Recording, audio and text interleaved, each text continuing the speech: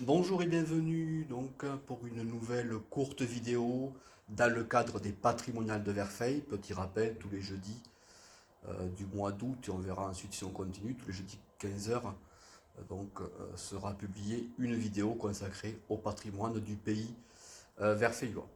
Aujourd'hui, vu que les fêtes du Ramel approchent d'ici une dizaine de jours, ce sera une vidéo consacrée au Ramel. Je me sors de l'image pour laisser en fond, derrière, vous l'avez reconnu, l'église du Ramel. Aujourd'hui, on va s'attarder un petit peu sur l'origine du mot Ramel. C'est important de le souligner. Précisons avant de commencer, bien entendu, il n'aura échappé à personne que le Ramel, de même que Saint-Cernin-d'Héré, sont des hameaux qui ont la particularité d'avoir leur propre église et leur propre cimetière communal, mais sont des hameaux qui font partie intégrante de Verfeil, ce que j'appelle moi le pays verfeillois. Revenons un petit peu directement au Ramel et on va ici se retrouver au XVIe siècle. Donc il faut savoir que dans le royaume de France et dans pas mal de pays de l'Europe de l'époque, XVIe siècle, il y a une grande ferveur religieuse. Et c'est le christianisme qui domine. Rappelons dans le cadre de Verfeil que l'église Saint-Blaise de Verfeil est construite au tout début du XVIe siècle sur les bases d'une ancienne église déjà existante. Et c'est à cette époque-là également que naît la confrérie des Simplets, confrérie très importante pour Verfeil.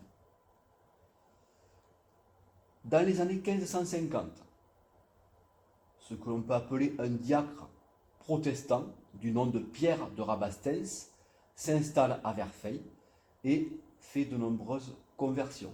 Donc, on n'a pas exactement de chiffres, on peut estimer qu'à peu près un quart de la population est favorable aux thèses protestantes.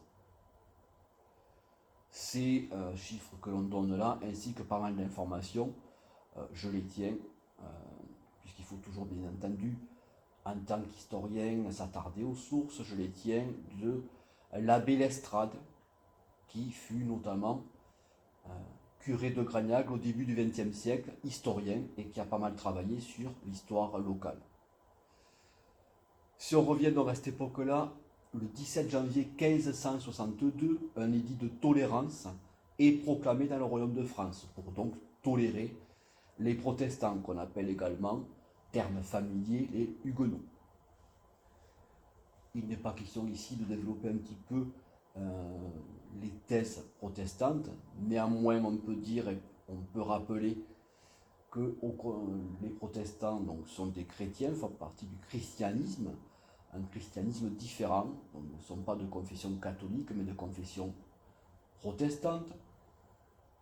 Au lieu des 7 sacrements reconnus par l'Église officielle, ils ne reconnaissent que 2 sacrements. Et on peut dire, en généralisant de façon simpliste, qu'ils ne reconnaissent que comme principal médiateur entre Dieu et les hommes, Jésus-Christ. Donc là, on voit un prolongement des idées cathares.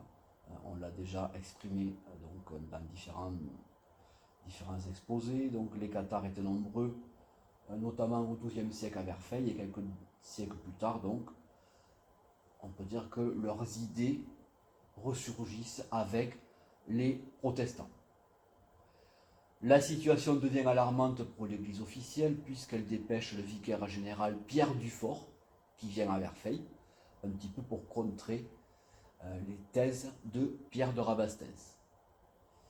Il est notamment question d'un risque, je cite les archives de l'époque, d'invader, c'est-à-dire d'envahir le château de Verfeil. Pierre Dufort convoque le fameux Jean de Casanove, qui est le capitaine des gardes du château, ainsi que les consuls de Verfeil. Il rencontre les Huguenots, et là on évoque donc qu'à sa venue, les Huguenots, donc les protestants à Verfeil, sont entre 200 et 300, ce qui est un nombre important, bien entendu, pour le village de l'époque à Verfeil, qui est quand même un gros village, donc qui est peuplée d'environ 1200 à 1400 âmes. Les protestants rencontrés, donc il y a notamment le lieutenant de justice de l'époque, qui est protestant, qui s'appelle Arnaud Baudet, qui est un personnage important pour Verfeil. Il y a également un certain Ambert, qui est décrit comme un commerçant, un boucher. Et il y a également un autre commerçant, un chaussetier du nom de Jean Geneste. Pierre Dufort maintient l'interdiction de réunion dans le castrum de Verfeil, donc dans le village de Verfeil. Les protestants peuvent tenir des assemblées, des réunions, dont certaines sont secrètes, d'autres déclarées, mais à l'extérieur du village. Notons qu'au mois de mai 1562, une soixantaine de protestants verfeillois prennent la route pour aller aider les protestants de Toulouse qui sont en lutte contre les catholiques. Il faut savoir qu'à cette époque-là, donc entre 1562 et 1565, les murailles du village de Verfeil sont renforcées et que la garde bourgeoise est armée. Notons cependant qu'il va y avoir entre 1565 et 1570 un calme apparent, quelques années donc où ça va être relativement calme et il n'y aura finalement que peu d'escarmouches entre les catholiques et les protestants. Si on en vient au Ramel, donc il faut savoir, et ça c'est quand même important, qu'en 1594, l'église du Ramel est incendiée, comme bon nombre d'églises proches du pays verfeillon, notamment l'église de Montpitol, et les Huguenots se rapprochent. Donc les protestants se rapprochent, le danger est imminent. Nous sommes, je le rappelle, donc entre 1593 et 1595. Ainsi, toujours cité notamment par l'abbé Lestrade, en 1595, c'est une date importante pour Verfeil et pour le Ramel, qui fait partie de Verfeil, je le rappelle. Donc en 1595, il y a les préparatifs d'une conférence qui va se tenir à Verfeil, donc conférence de paix de Verfeil. Là nous sommes donc courant d'année 1595 et il faut savoir qu'il y a une rencontre donc entre les chefs catholiques et les chefs protestants qui échangent donc un rameau. Il faut savoir que le rameau est le symbole notamment de la paix, qui échange donc un rameau de paix. C'est donc depuis cette époque-là, depuis plus de 400 ans, que le Ramel devient le Ramel. Le Ramel, donc, en vieux français, en patois on peut généraliser, donc, signifie rameau. Au niveau de la conférence de Verfeil, elle se tient en décembre 1595. D'après les archives départementales de la Haute-Garonne que j'ai pu fouiller, elle réunit environ 500 personnes. Donc c'est une très très grande conférence, cette conférence de paix de Verfeil, avec bon nombre de dignitaires de l'Église catholique et également des protestants. Pourquoi elle s'est tenue à Verfeil? Il faut savoir que le castrum de Verfeil donc, est la propriété notamment du cardinal de Joyeuse, un des hauts personnages de l'État à l'époque.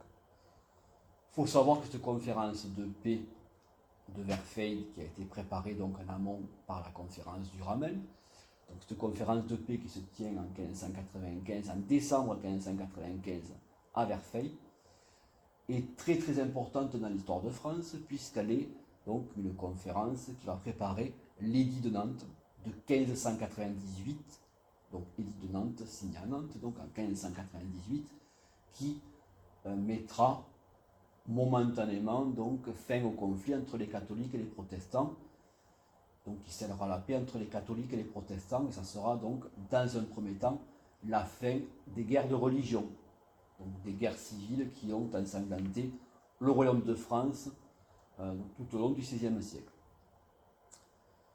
Voilà, donc cette courte vidéo est maintenant terminée. Je redis que dans le cadre des patrimoniales de Verfeil, tous les jeudis, il y aura une vidéo donc en ligne. Je remercie les personnes qui me suivent. La dernière vidéo a été visionnée à plus de 2200 vues. Donc je vous remercie. N'hésitez pas à me suivre sur mes réseaux sociaux. La prochaine vidéo sera consacrée toujours au Ramel, puisqu'on est dans le cadre des fêtes du Ramel. Et dans le cadre des patrimoniales, donc, nous reviendrons sur précisément un petit peu l'histoire générale du Ramel et notamment l'histoire de l'Église. En attendant, je vous remercie. Merci de me suivre comme je vous disais. Donc, également d'aller sur ma page Facebook et les réseaux sociaux, et ainsi que ma chaîne YouTube Verfeil au cœur. Merci, à très bientôt. Au revoir.